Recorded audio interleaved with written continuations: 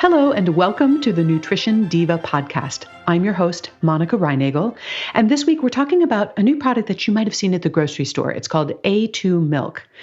There are some pretty big claims being made around this new designer milk, and we're going to see which ones hold water. The topic for this week's show was suggested by Nutrition Diva listener Leslie Giringelli, who wrote, I was recently at my local health food store, and I overheard a salesperson from a company that sells A2 milk touting its superiority over regular milk. She was saying that the protein that's in regular milk but not in A2 milk causes everything from diabetes to autism to autoimmune disease. As a registered nurse and science-minded person, I was immediately skeptical. Could you do a show on this topic? Well, I have to applaud Leslie's skepticism. A2 milk is about twice as expensive as regular milk, but is it really better for us? Or perhaps the more pressing question is whether regular milk is actually linked to all those scary diseases.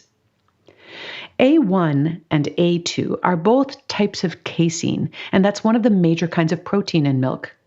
Now, proteins, as you probably remember, are made up of individual amino acids strung together into long strings. There are only a couple of dozen different amino acids, but they can be combined in different sequences to form thousands of different proteins. It's sort of like the way the 12 tones in a musical scale can be combined into an infinite number of melodies. The only difference between the A1 and the A2 milk protein is that the 67th amino acid in the chain is different. Now, your body digests casein and all proteins by snipping these long strings of amino acids into shorter segments called peptides. And some of those may have biological activity in the body. Collagen and insulin are both peptides, for example. The slight difference in the amino acid sequence of A1 and A2 casein results in the creation of slightly different peptides when these milk proteins are digested. So when we digest the A1 form of casein, it produces a peptide called BCM7. And this peptide is not produced in the digestion of A2 casein. But so what? Does the BCM7 peptide do any harm?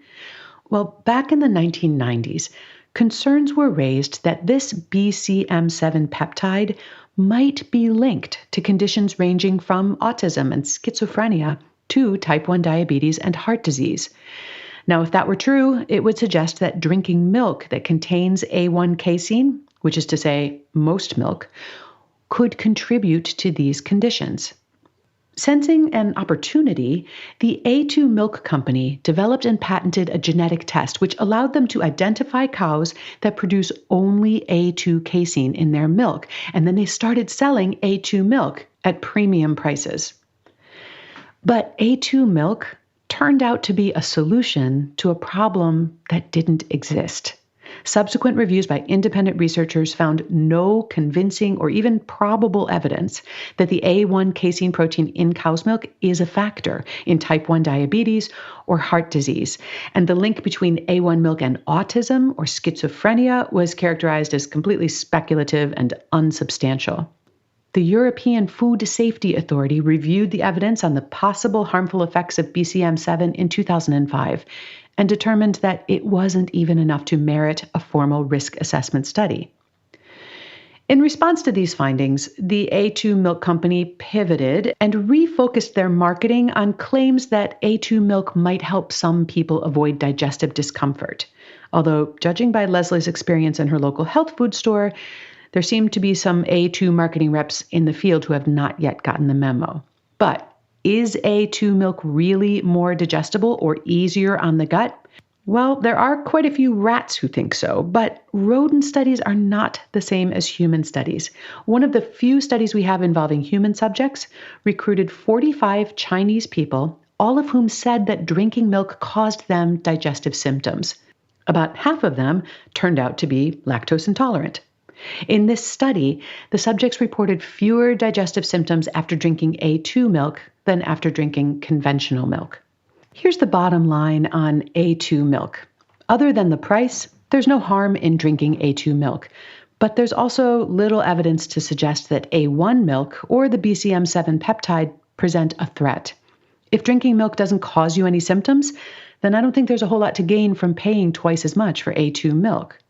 Now, if you are lactose intolerant, you're probably better off with a lactose-free or a lactose-reduced milk because A2 milk has the same amount of lactose as conventional milk. You could also try taking an over-the-counter lactase supplement when you consume dairy products. And of course, simply avoiding dairy products is always an option.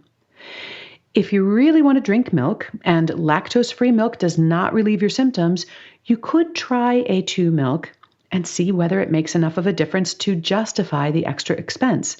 But obviously, that's going to be a judgment call. Thanks again, Leslie, for giving me the opportunity to shed some light on this subject.